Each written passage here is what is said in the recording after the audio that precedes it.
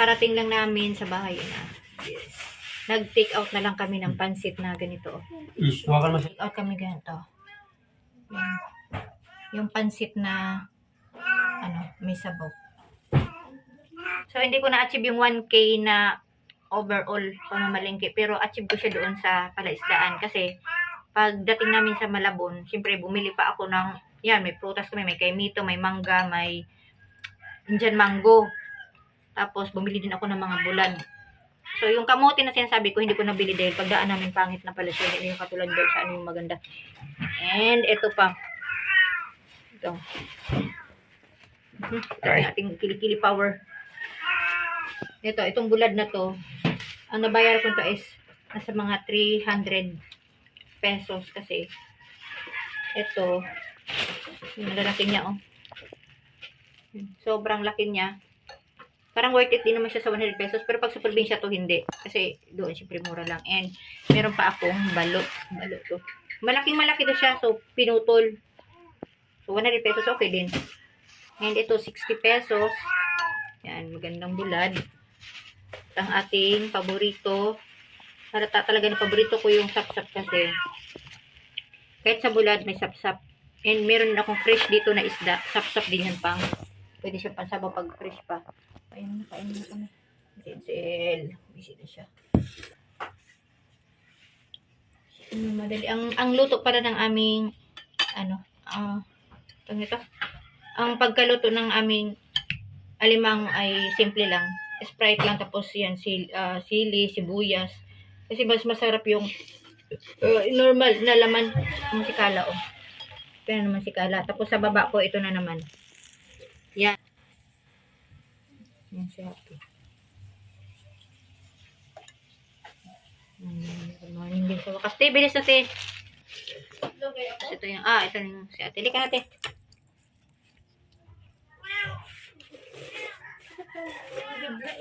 Ayun. So, may lagnat to, malamang. Pag masakit ang hibla ng buhok, ibig sabihin para siyang nabinat. Ay, kinabinat nito. Siguro, ang aming ate na suspended. Suspendido siya 1 week. Ko po. Yan ang mga moralison dyan. Lang. So, yan. Sunday ngayon. So, kahit Sunday sana may duty siya, no? So, ang pahinga, ang rest day niya is Monday bukas. Pero itong nangyari, effective Saturday kahapon, last day. Last day din niya kahapon hanggang Saturday. So, 1 week. Suspendido ang aming.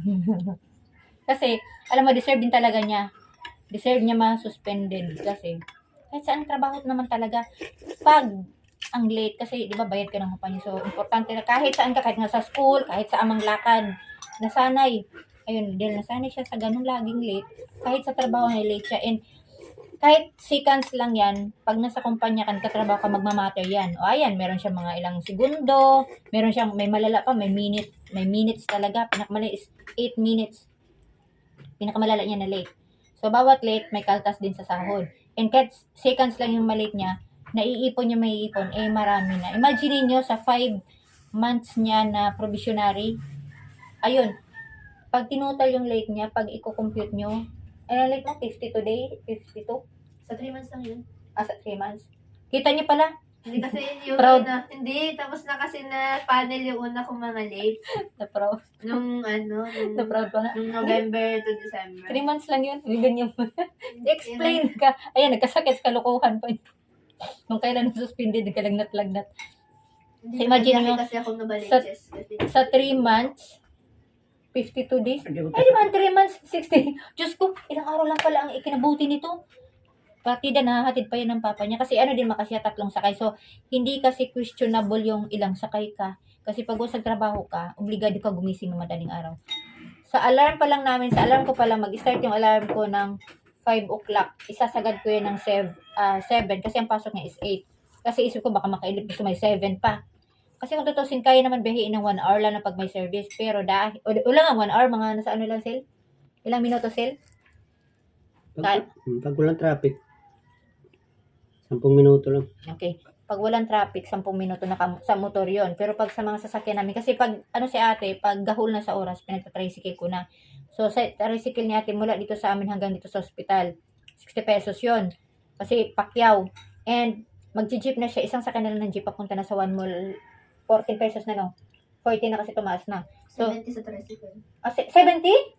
Oh, 70 pesos na pala. Tapos ang jeep, minsan 40, minsan 50. Okay, 40 na. Pero nagtaas na baka 50 na nga yan. So, yun yung ano niya. Ano na yan ha? Shortcut na yun, pamabilisan na yan. Kasi yung normal niya na way is isang jeep papuntang south. Pagdating ng south, pwedeng lakarin. Optional to, pag maaga ka, pwedeng lakarin papuntang Karuhatan. Pero kung late na, nagmamadali ka, sakay ka rin.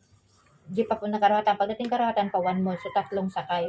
Pero pag nagmumotor kasi dito kami parada. So, yun yung way namin. And yun siya. Lagi siyang gahol kasi pag ginigising ko na, yung alarm ko is 5, 5:30, 6, 6:30, 7. Makakaidlip siya. Hindi siya babangon pag di din ako babangon. At di ko alam kung nakakain pa ba siya ng matino. And yung kain niya is pasar-pasar na. Kasi, ang kain nila kadalasan is 12, pero kumakain sa mga 1:30. Dahil, depending sa ng duty niya. So, ayan, kakasakit-sakit na ina yung suspendido.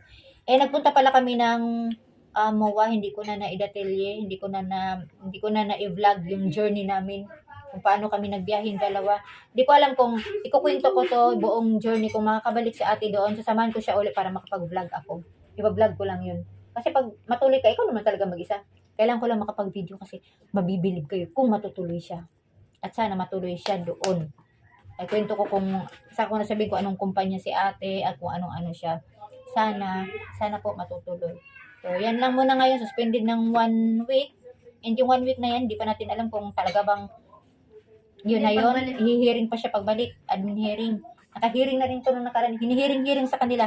Akala mo may kaso, di ba? Big deal na big deal. Big deal talaga yan kahit ako kumpanya. Pag ganyan yung... Yung game ako naman siya, yung attorney. Pag ganyan. Yung ano niya, ganun, suspendido din. Sabi nga Yung attorney niya, suspendido din kasi absent ang absent. delays din. Okay, makita mo sila. So, ganun yung attorney.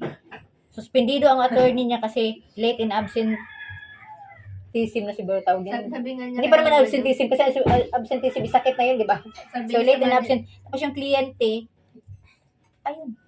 Pinarer lang naman ang 52 days na laging late. Sabi niya sa Explain ka manager namin, bago mapuno to po ka. kung pwede daw ba, kanya na lang yung, suspension. Gusto niya. Ito yung Okay, to. kasi siya ng, probinsya. Kay gustong-gusto sana. So, suspended, walang sweldo sa kanya. So, ngayon, tabi siya sa bahay. Pero good thing yun kasi mga kagala tayo. Good thing pa daw. Kasi, ngayon, ang ginugol namin is sana makapasok kami ng shoe time, or makapagtagaytay kami, or makapag-swimming. Sana sa 3 na yun, may mangyari, no? May matutupad dyan. Ang saya nito. Paano yung mga alaga niya? Hindi ko na lang kailan Hindi. Yan. Safe pala sila kasi kakabili lang kahapon ng isang sako. So, safe sila. Ang problema na lang pupuan. Yan. Paano na lang kaya yan? Kalain mo yan. Ay, na. Ayan, against the light. Against the person and against the cat. Mama. Say mama. Mama. Dali. Ang maldita. Ang maldita. Aray ko, grabe.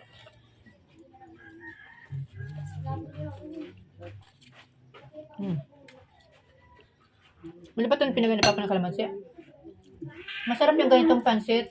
Pag pumupunta kami ng Malinta,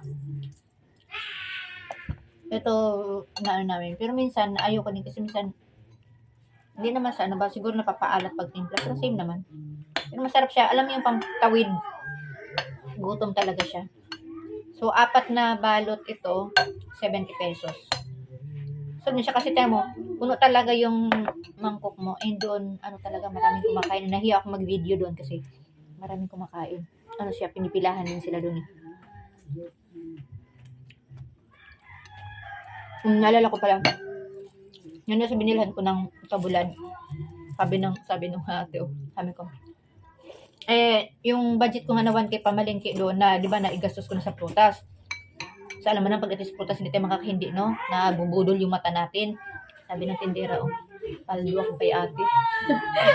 Nagbili ng bulad na halagang 380 ba to 60. pesos bulad lang to ha. Ito yun sila. Tapos, ano, sabi niya, 360 ba o 300 niya? Paldo ko kay ate, bulungan sila doon sa isa niyang katabi nagtitinda na yung mga, yung pa-price, ganyan. Ganong halaga sa bulad. Hindi kasi pag bulad talaga, kahit may ulam kami, si Edsel nagpapaprito yan. Minsan pinapaparty. Oo, minsan pinapapartner pag may sabaw lang, pag may tinulang manok, tapos may Pipi, bulad. ano si Kimchi? Masarap talaga siya. Bi. Oh, tapos imaginein mo, ganito na bulad, oh, ang lalaki niya. Sino hindi mapapabili ng 100 pesos niyan? Sulit din yan para sa, yan oh. Tama na to.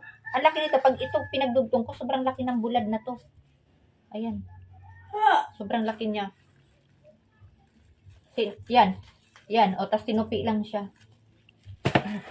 Ay, maalala ko lang, doon pala sa Palaisdan, may binibinto talaga doon ano. Hindi ko din sure kung nabidyohan ko siya kasi minsan di ko na nakikita sa video ko kung napipindot ko kasi yung mata ko, ang salamin na dala ko is itong shade lang, hindi yung pang eyeglasses ko talaga. Pero, alam mo yung walu-walo? Alam mo yung walu-walo, di ba? Shucks, tinitinda na talaga siya as ulam to ha. Kasi hindi siya tinitinda as pet, yung nilalagay sa aquarium, di ba? May ibang ganyan. Inuulam pala talaga siya kasi alam mo yung may hiwa na rin siya. Yung sa tabi niya nakahiwa-hiwa na tapos siya nakaganyan sila sa plastic straw. And meron doon ugdok ang tawag nun sa amin. Hindi ko alam kung ano yung ugdok. Pamili din siya ng mga sea snake pero yun kasi nakikita ko yung tatay na kinakain talaga.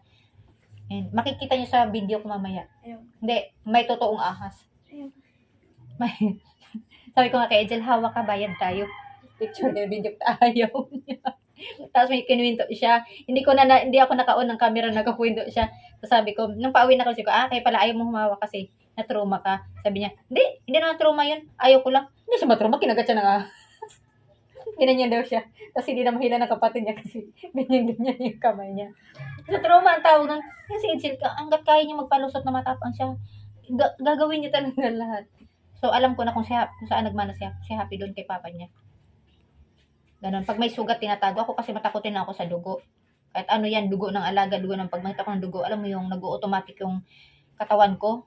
Parang, alam mo yung ano, basta, nag-automatic siya, parang siya nagsishutdown, yung mga nerves ko parang ayaw gumalaw ganyan, hanggang sa parang mag-collapse ka, parang ganun ang ano ko pakiramdam. Hello pala dyan sa mga OFW sa iba-ibang bansa, sa mga Pinoy dyan na nakakunod sa mga vlog namin, and yung sa lugar kung saan ako mas mga matataas yung views ko, mga India, mga Thailand. Actually, marami na talaga, sobrang dami ng bansa, pero yung iba kasi unti lang yung nakaka-views, pero alam ko mga Pinoy yun. Bilis na. Bye-bye. Happy. See you on our next. Bye-bye. Si Happy. Si Ate Wednesday. Ay, nasama daw siya. Ito naman ang aming spoiled brat orange. Oh my God, iba yung tingin niya kay Kala. Ayan, sinasabi ko sa inyo. Tapos itong aming spoiled brat. So, ang daldal ko na. Babay na muna. Mamadali na namin ito pagkain kasi anong oras na magluluto pa ako ng tanghalian. So, maraming salamat. Don't forget to like and subscribe. Kung gusto niyo mag-comment lang kayo. Basta wag lang yung pangit na nakakasakit ng damdamin ng kapwa. Kasi, alam niyo yung kapwa natin may mga pinagdadaanan yan. Pinagdadaan talaga. So, hanggat kaya maging mabuting tao, libre naman yung maging mabuti tayo. And ikaw, ano yung ano mo? Thoughts of the day? Be punctual? Sa lahat ng bagay? 1 week lang naman talaga kasi ito mararamdaman. Maraming salamat sa panonood. Please, don't forget to subscribe. Hello, Kala. Like, and gusto niyo mag-comment, comment lang kayo. So, bye-bye.